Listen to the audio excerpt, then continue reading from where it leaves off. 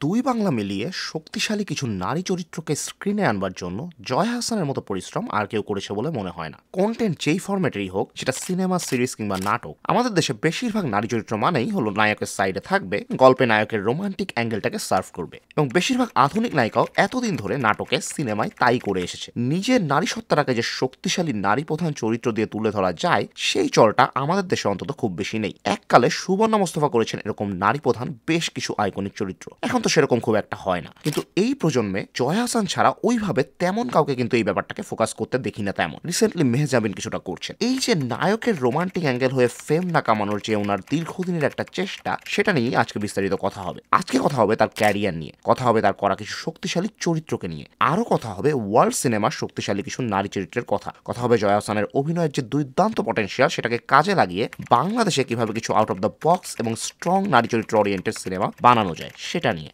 ভিডিওটি শুরু করবার আগে একটা অনুরোধ করে রাখি, আমাদের একটা ফেসবুক পেজ আছে যেটার লিঙ্ক ডিসক্রিপশন বক্সে দিয়ে দিব, সেটাতে কাইন্ডলি একটা লাইক দিয়ে আসবেন। সেখানে আমরা নিয়মিত মোটামুটি মুভি রিভিউজ এবং নানা ধরনের নিউজ শেয়ার করে থাকি, যেটা আমরা আমাদের ইউটিউব কন্টেন্টে করবো না। তাই সেগুলো যদি মিস করতে না চান, তাহলে প্লিজ সেটিতে লাইক দিয়ে আসুন। ইউটিউবে তবুও আমাদের মোটামুটি একটা অডিয়েন্স বেস ক্রিয়েট হয়েছে, সেভাবে ফেসবুকে আমাদের কন্টেন্টগুলো ছড়িয়ে যাক, সেজন্য ফেসবুক পেজটি খোল। চলুন তাহলে শুরু করা যাক। মিডিয়া ইন্ডাস্ট্রিতে জয়ার প্রথম কাজ ছিল একটি বিজ্ঞাপন। 1997 সালে কোকা কোলার একটা বিজ্ঞাপন দিয়ে তার প্রথম ক্যামেরার সামনে আসা। ছোটবেলা থেকেই তার নাচ এবং গানের প্রতি ভালো রকম আগ্রহ ছিল। ট্রেডিশনাল পড়াশোনার পাশাপাশি তিনি ছবি আঁকাও শিখেছেন বেশ অনেকদিন। তার বাবা ছিলেন মুক্তিযোদ্ধা এবং মা ছিলেন শিক্ষিকা। পরিবার থেকে মোটামুটি ক্রিয়েটিভ একটা সাপোর্ট পেয়েছেন বলা যায়। কোকা কোলার বিজ্ঞাপনের পর তিনি পঞ্চমী নামের একটি নাটকে অভিনয় করে তার অভিনয় ক্যারিয়ার শুরু করেছিলেন। ধীরে ধীরে তিনি বাংলা নাটকে প্রায় নিয়মিত মুখ হয়ে গিয়েছিলেন। তার দুর্দান্ত কিছু নাটকের মাঝে রয়েছে অনিমেষ আইচের পরিচালিত টেলিফিল্ম হাটকুড়া, যেখানে তিনি ফজলুর রহমান বাবুর মতো আইকনিক অভিনেতার সাথে অভিনয় করেছিলেন। এই টেলিফিল্মের প্রেক্ষাপট রংপুরের একটি অজপাড়া গ্রাম। তার চরিত্রটি পুরোপুরি গ্রামের। তিনি শহুরে মেয়ে হয়ে এই চরিত্রটি করতে গিয়ে ভালো রকম স্ট্রাগলের মাঝে দিয়ে গিয়েছিলেন। তোরা তো দরদ কেন রে?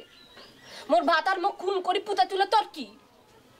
তুই এত ফেসার ফেসার করিস কেন? রংপুরের আঞ্চলিক ভাষা রপ্ত করতে তার ভালোই ঝামেলা পোহাতে হয়েছিল, তবে সেই ঝামেলা সার্থক ছিল। কারণ 2025-এ এসেও বলতে হবে বাংলা হাটকুড়া নাটকটি এখনও রেলিভেন্ট এবং কোয়ালিটিফুল একটি কাজ। তিনি লাবণ্য প্রভা নামের একটি সিরিয়াল করেছিলেন, সেখানে তার মনিকা চরিত্রটা খুব জনপ্রিয় হয়েছিল।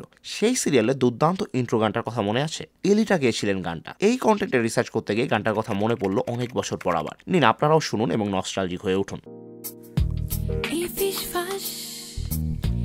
এই লুক চুরি, এই হাসি, এই আহ্লাদ, ছোট ঘটনার ফাঁকে ফাঁকে।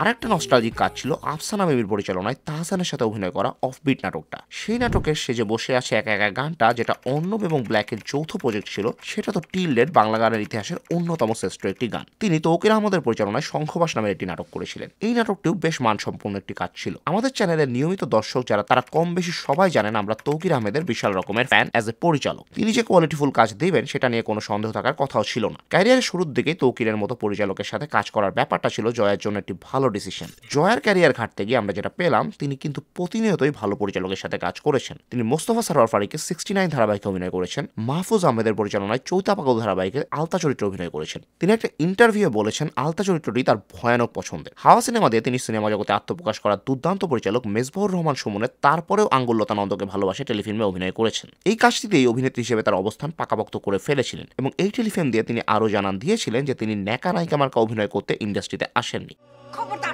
খবরদার তুই আমার নাম মুখে আনবি না। কেন? যেখানে এতদিন কাটার লিছানি কি হয়েছে? হ্যাঁ, যে তোর পয়সা তো সুখ লুটলো, যার সাথে এত রঙ্গ করলি, হ্যাঁ কি সে কি তোর জুতা মেরে তাড়াই দিয়েছে?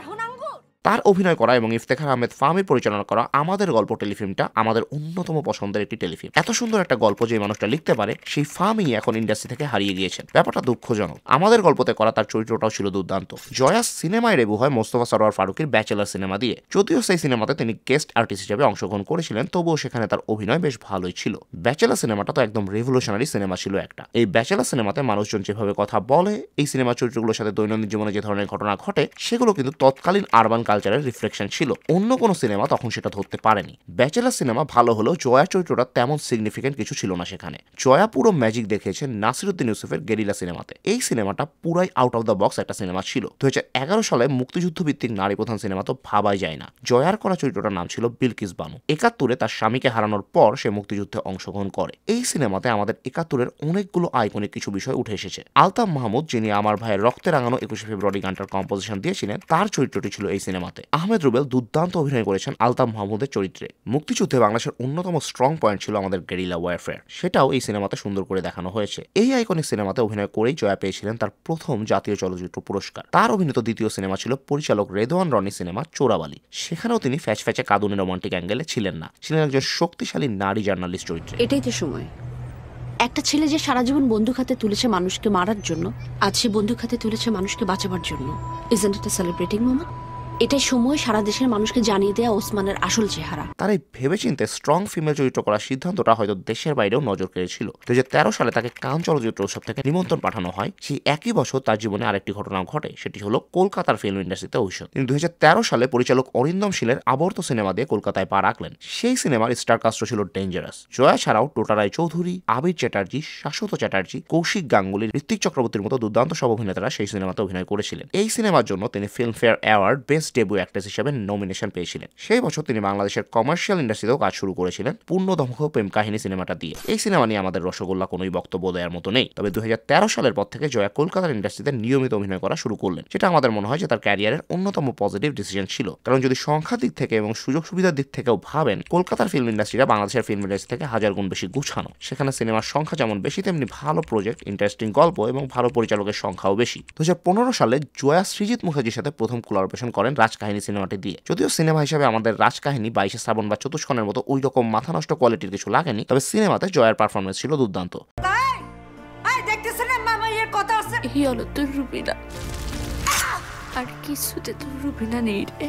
এই লড়াইয়ের শেষ না দেখে আমি নড়ব না। তিনি 2017 সালে কৌশিক গাঙ্গুলি পরিচালিত বিসর্জন সিনেমাতে অভিনয়ের জন্য প্রথম বাংলাদেশি হিসাবে ফিল্মফেয়ার অ্যাওয়ার্ড পেয়েছিলেন। তারপর তিনি একে একে এক যে ছিল রাজা, ক্রিসকস, কণ্ঠ, বেনি সুতোই সহ বেশ কিছু কলকাতা সিনেমাতে অভিনয় করেছেন। 2023 সালে তিনি বলিউড অভিষেকটাও সেরে ফেললেন করাক সিং নামের সিনেমাটি দিয়ে। তাও আবার জাস্ট র্যান্ডম পরিচালক, র্যান্ডম অভিনেতার সাথে না, তার বলিউড ডেবিউটা হলো অনিরুদ্ধ রায় চৌধুরীর হাত ধরে। এই অনিরুদ্ধ চৌধুরী হলেন সেই পরিচালক যিনি অন্তহীন, পিঙ্কের মতো দুর্দান্ত সব সিনেমা বানিয়েছেন। করাক সিং সিনেমাতে জয়ার সহ অভিনেতা ছিলেন ইন্ডিয়ার অন্যতম শ্রেষ্ঠ অভিনেতা পঙ্কজ ত্রিপাঠী, যিনি gangs of Wasseypur, Mirzapur, sacred গেমসের মতো আইকনিক সব প্রজেক্ট করে পুরো ইন্ডিয়াতে জনপ্রিয় হয়েছেন। জয়া হাসানের এই যে নিরন্তর চেষ্টা ভালো চরিত্র করার, সেটি ঠিক কয়জন অভিনেত্রী করেছেন আমাদের দেশে? আমাদের দেশের বেশিরভাগ নায়িকাদের আমরা দেখি ভালোবাসি ভালোবাসি বলে পুরো ক্যারিয়ার পার করে দিয়েছেন। তাদের চরিত্রগুলো থাকে নায়ককে ভালোবাসি বলা আর কারণে কারণে কান্নাকাটি করে ইমোশনাল সিন ক্রিয়েট করা। জয়া সেসব পেরিয়ে গেরিলা, চোরাবালি, এক যে ছিল রাজার মতো সিনেমাতে চ্যালেঞ্জিং চরিত্রগুলোতে কাজ করেছেন। সেটা একজন বাংলাদেশের ফিল্ম অভিনেত্রীর জন্য সহজ কোনো কাজ ছিল না। তিনি ফেমের পেছনে দৌড়াননি, ভালো কাজের পেছনে দৌড়েছেন। পৃথিবীর অনেক এস্টাবলিশ ইন্ডাস্ট্রি যেমন বলিউড কিংবা হলিউডের কথাই যদি ধরুন, সেখানকার অভিনেত্রীরা কিন্তু চাইলেই নারী প্রধান চরিত্রে অভিনয় করতে পারেন, কারণ সেসব ইন্ডাস্ট্রিতে সেই সুযোগটা রয়েছে। যেমন সুজিত সরকার পরিচালিত পিকুর কথা ধরুন, সেখানে দীপিকার চরিত্রটা দেখুন, কি দুর্দান্ত ওয়েল রিটেন একটা চরিত্র। সেটাতে অভিনয় করা দীপিকার জন্য সেরকম কঠিন কোনো কাজ ছিল না, কারণ একে তো এত দুর্দান্ত একটা স্ক্রিপ্ট ছিল, দ্বিতীয়ত সুজিত সরকার নিজে গিয়ে দীপিকাকে রোলটা অফার করেছেন এবং একটা স্টুডিওর ব্যাকআপ ছিল। কিন্তু বাংলাদেশের একজন অভিনেত্রীর জন্য ব্যাপারটা একদমই সেরকম না। বাংলাদেশে যখন জয়াকে দেবীর মতো একটা নারী প্রধান সাইকোলজিক্যাল থ্রিলার সিনেমাতে অভিনয় করতে হয়, তখন তাকে সেই সিনেমার প্রডিউসার হতে হয়, কারণ স্টুডিও ব্যাকআপ অনেক ক্ষেত্রেই পাওয়া যায় না। হলিউডে 2024 সালে একটা দুর্দান্ত সিনেমা মুক্তি পেয়েছিল যার নাম হলো ওয়াইল্ড। এই সিনেমার পরিচালক জো মার্কভেলি, যিনি Dallas buyers club, demolition, sharp অবজেক্টের মতো দুর্দান্ত সব সিনেমা এবং সিরিজ বানিয়েছেন। তার এই ওয়াইল্ড সিনেমাতে দুর্দান্ত অভিনয় করেছেন রিস উইদারস্পুন। এই সিনেমার গল্পটা কি অসাধারণ একটা গল্প। ডিভোর্স এবং মায়ের মৃত্যুর পর শেরিল তার জীবনের প্রতি সকল প্রকার আগ্রহ হারিয়ে ফেলে, চলে যায় ভয়ানক ডিপ্রেশনে। শুরু হয় তার রেকলেস জীবনযাপন। বেশ কয়েক বছর একদম যাতা জীবনযাপন করার পর সে হুট করেই সিদ্ধান্ত নেয় সে ট্রেকিং করবে। জীবনের পূর্ব কোনো এক্সপিরিয়েন্স ছাড়াই সে 1000 মাইলের মতো ট্রেকিং করে ফেলে। এটা কিন্তু সত্যি কাহিনী, শেরিলের নিজের লেখা বই থেকেই বানানো হয়েছে এই সিনেমাটা। দুর্দান্ত একটা সিনেমা, দেখে না থাকলে দেখে নিতে পারেন। এই রিস উইদারস্পুন কিন্তু এই সিনেমাটা বানানোর জন্য ভালো এফোর্ট দিয়েছেন। তিনি নিজে শেরিলের লেখা বইটা সিলেক্ট করেন, তারপর পরিচালক জো মার্কভেলিকেও আনেন এই সিনেমার পরিচালক হিসেবে। তারপর এই দুইজনকে দেখে ফক্স সার্চলাইট পিকচার্স যোগদান করে এই প্রজেক্টে। আরেকটা দুর্দান্ত শক্তিশালী নারী চরিত্রের কথা বলি।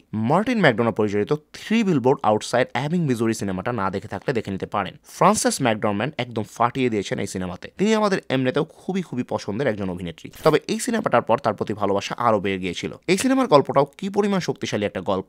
মিলড্রেড হেস নামের একজন মহিলার মেয়েকে রেপ করে মেরে ফেলা হয়, তারপর বেশ অনেকটা সময় চলে গেলেও সেটার কোনো বিচার হয় না। তখন সেই মা তার নিজের পকেটের টাকা খরচ করে 3টা বিলবোর্ড ভাড়া করে মেয়ের হত্যার বিচার চান। সেটাকে ঘিরেই সিনেমার গল্প আগায়। কি দুর্দান্ত একটা সিনেমা। বিশ্বের থ্রিলার জনরাতেও কিন্তু রয়েছে অসংখ্য স্ট্রং নারী চরিত্র। শ্রীরাম রাঘাভানের ক্যারিয়ার বেস সিনেমা আন্ধাধুনের মেইন এক্সট্রাকশন কিন্তু আয়ুষ্মান খুরানার না। এই সিনেমাতে পুরো সময় জুড়ে প্রভাব খাটিয়েছেন টাবু। কি অসাধারণ একটা পারফরমেন্স তিনি দিয়েছেন এই সিনেমাতে। কিংবা কিল বিলের উমা থার্মানের কথাই ধরুন, দুর্দান্ত একটা পারফরমেন্স দিয়েছেন টারান্টিনোর এই ডুওলজিতে। ডেভিড ফিঞ্চারের অসংখ্য মাস্টারপিসের একটা হলো the girl with the dragon tattoo. এই সিনেমাতে রুনি মারার করা চরিত্রটা তো সত্যিকার অর্থে ব্যারাস যাকে বলে। বিখ্যাত সিনেমা সাইলেন্স অফ দ্য ল্যাম্পসের এফবিআই এজেন্টের চরিত্রটাকে প্রাণবন্ত করেছেন জোডি ফস্টারের স্ট্রং পারফরমেন্স। নিক পিজোলাতোর ট্রু ডিটেকটিভ সিজন 2 তে র্যাচেল ম্যাকডামসের করা ডিটেকটিভ সার্জেন্ট অ্যানি চরিত্রটার কথা মনে আছে? মনে রাখবার মতো একটা চরিত্র। কিংবা অ্যাটমিক ব্লন্ড সিনেমাতে চার্লিজ থেরনের চরিত্রটা তো টিল ডেট আমাদের অন্যতম পছন্দের একটা চরিত্র। আমাদের দেশের কথাই বলেন বা কলকাতার কথাই বলেন, এই যে নারী প্রধান চরিত্র নিয়ে বিদ্যা বালানের কাহিনী টাইপ সিনেমা কিন্তু খুব একটা হয় না। কিংবা ওই সাইলেন্স অফ দ্য ল্যাম্পসের মতো সিনেমাও হয় না। তবু জয়া চেষ্টা করে নারী প্রধান ইন্টারেস্টিং কিছু সিনেমা করেছেন। তবে আমরা চাই জয়াকে গর্ন গার্ল, অ্যারাইভাল, মিড সামার, অ্যানাইলেশন ধরনের সিনেমাতে দেখতে। এই ধরনের সিনেমা দেখতে চাই মানে এইসব সিনেমার কপি সিনেমা বাংলায় দেখতে চাই তা না। এইসব জনরাতে বাংলার প্রেক্ষাপটে বাংলা রুটে দুর্দান্ত সব নারী প্রধান চরিত্র লেখা সম্ভব। মডার্ন থটের পরিচালকদের সাথে জয়ার বেশি বেশি কোলাবোরেশন প্রয়োজন। তাহলেই বাংলাদেশেও হেরিডিটারি কিংবা গর্ন গার্ল বানানো সম্ভব। এইসব গল্পের জন্য পাগলা বাজেট লাগে না। এইসব গল্পের জন্য ভালো একটা স্ক্রিপ্ট, একজন দুর্দান্ত পরিচালক আর জয়ার মতো একজন অভিনেত্রী দরকার। জয়ার ক্যারিয়ার আরো দীর্ঘ হোক, আরো অনেক ইন্টারেস্টিং কিছু প্রজেক্ট করুন। তাকে শুভকামনা জানিয়ে আজকের ভিডিওটা শেষ করছি। আজকের ভিডিও এই পর্যন্তই। যদি ভিডিওটি আপনাদের ভালো লেগে থাকে তাহলে প্লিজ এতে লাইক দিন এবং শেয়ার করুন আমাদের চ্যানেলে। সবাই ভালো থাকুন, সুস্থ থাকুন। Until next time, tata.